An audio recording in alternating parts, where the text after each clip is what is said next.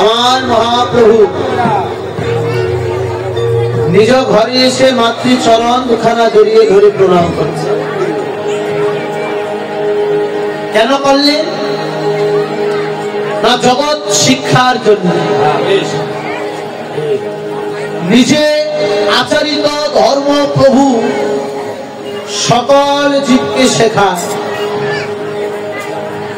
কেননা নিজে আচার না করলে জীবকে শেখানো না যায়। বলে আমি যে কর্মটা করব তবে তো জগতের জীব মানবে, তাই না? যদি আমি ভগবান না করি তবে জগতের জীব কেউ মানবে না। আমার ভগবান কৃষ্ণ নন্দ মহারাজার চরণের পাদুকা জোড়া যদি মাথায় করে না তুলতে, জগতে কোন সন্তান তাদের পিতা মাতার চরণ সেবা করত না। শিক্ষা দিয়ে বললেন, তাকিয়ে দেখো আমার পানে, আমি নিজে ভগবান, আর নিজে ভগবান হয়েও আমি আমার পিতা মাতার চরণ সেবা বাদ দেই। দেখুন, এই যে মহাপ্রভু যে শিক্ষাটা দিলেন,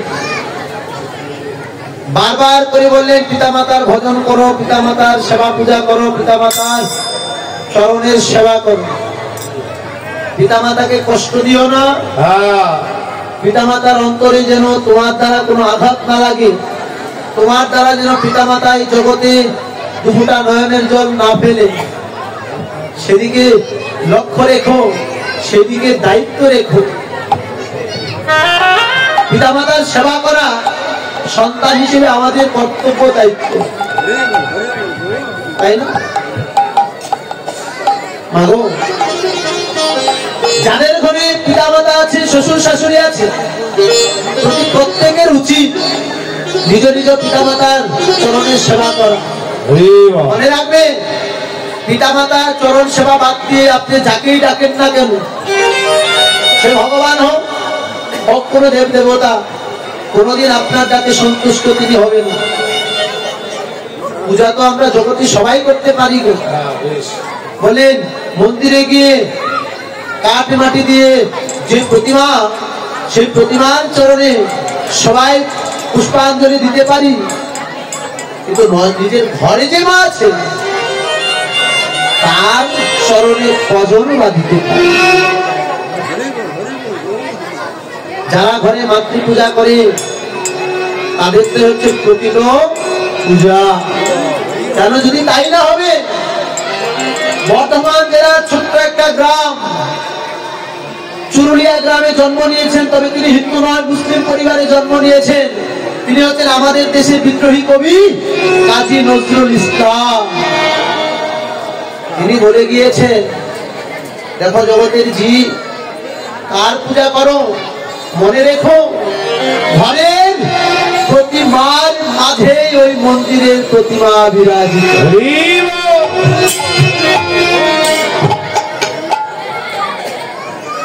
কাজী নজরুল ইসলাম, যার ছোটবেলায় নাম ছিল দুঃখু মিয়া, আমরা সবাই জানি। দুঃখে দুঃখে যার জীবন গড়া, তিনি বললেন যে আমি তো আমার পিতা মাতার সেবা করার সুযোগ পাইনি, আমি চিনি না কে আল্লাহ, কে হরি, কে ভগবান, কিন্তু আমি জানি, আমার মনে হয় ঘরে যারা থাকে, যার যার জন্মদাতা পিতা মাতা, তাদের থেকে ভগবান জগতে আর কেউ হতে পারে না। নিজের ঘরের মায়ের চরণে একখানা পুষ্প নিবেদন করে সাজি ভরা ফুল নিয়ে যতক্ষণে আপনার মন্দিরে যাবে, আপনি যাওয়ার আগেই তো ওই পুষ্প মায়ের চরণে নিবেদিত হয়ে গেছে।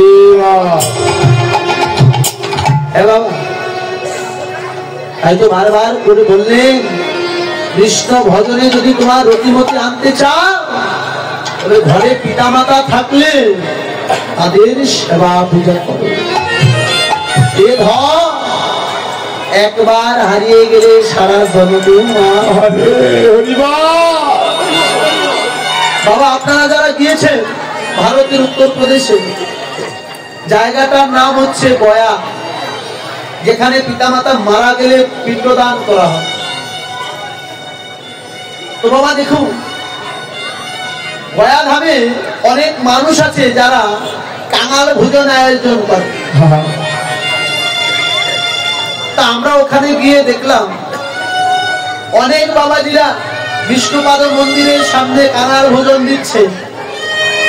তো জানতে চাইলাম যে যারা কাঙাল ভোজন দিচ্ছে তাদের পিতামাতা তো জগতে আর নেই, তাহলে তারা এখানে দিচ্ছে, তারা তো বাড়িতে গিয়েও দিতে পারত। তখন অনেকেই একটা কথা উত্তর দিয়েছিল যে দেখো বাবা, আমরা যখন ছোট ছিলাম তখন আমাদের পিতামাতা দুইজনই আমরা হারিয়ে ফেলেছি। পিতামাতার সেবা করার সৌভাগ্য আমাদেরও হয়নি। আজকে কোটি টাকার মালিক হয়েছে, কিন্তু এই অর্থ পিতামাতার সেবায় লাগাতে পারি। আমার চেয়ে অভাগা এই জগতে আর কেউ হতে পারে। কৃষ্ণ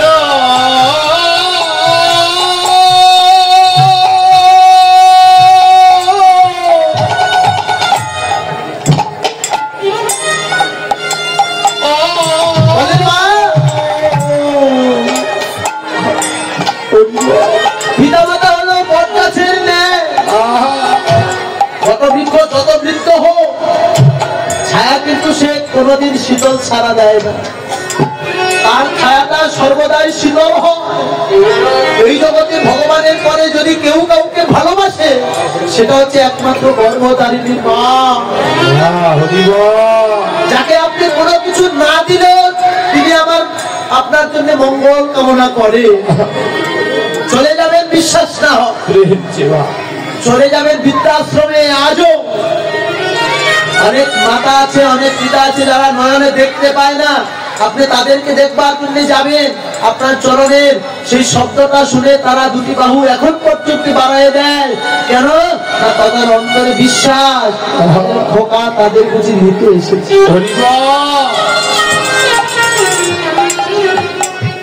জীবনে বেঁচে থাকলে দুইটা জায়গায় যাবেন।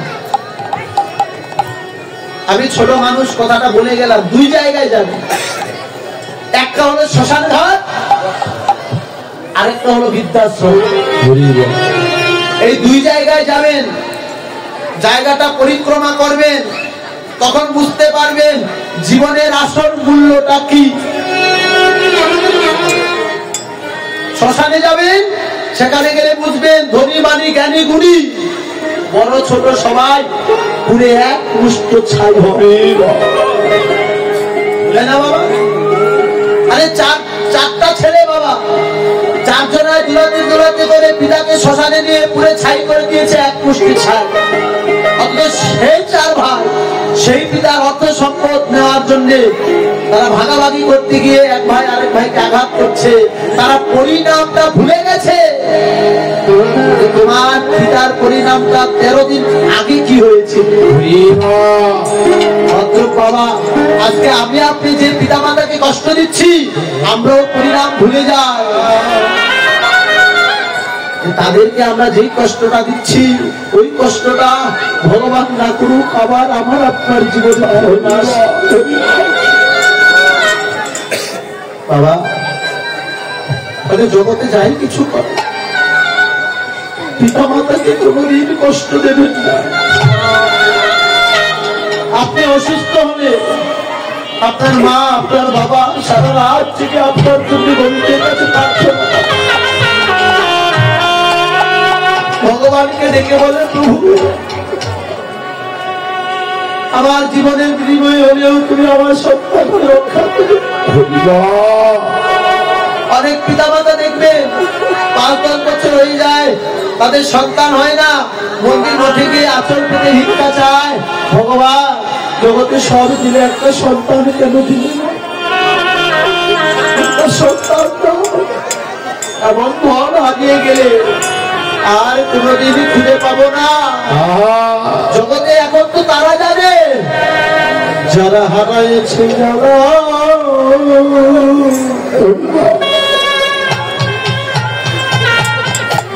যারা কেবল তারা জানে জগতে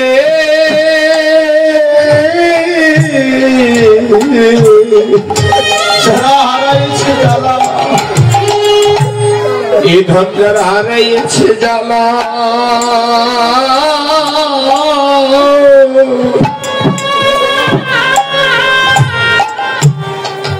ওরে জ্বালা সেই তো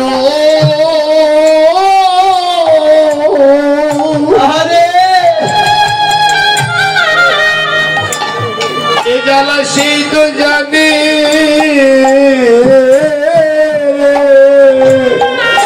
এই জগতে পিতা মাতা হারানো,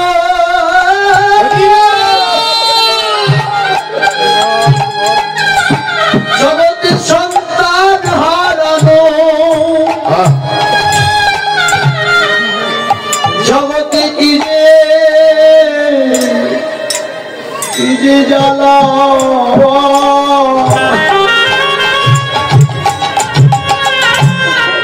জগতে কেবল যারা হারাইছে জ্বালা, জ্বালা কেবল সেই তো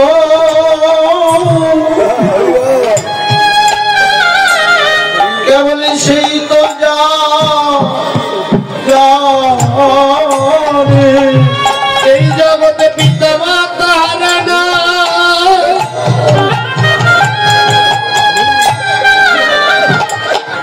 এই জগতে পিতা মাতা হারানো,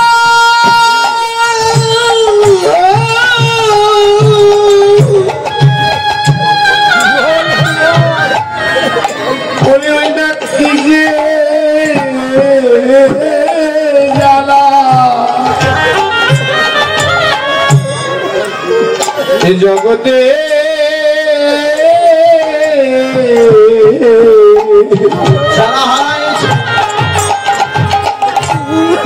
যারা হারাইছে জ্বালা,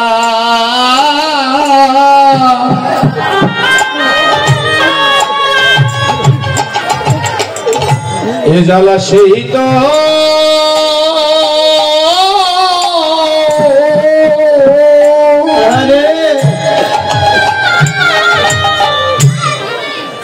জ্বালা সেই তো জানে,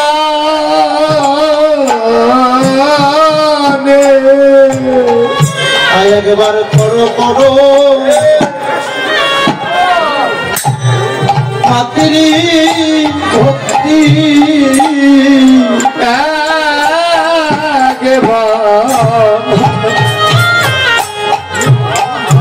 তোমরা করো পারো আরে মাতৃচরণে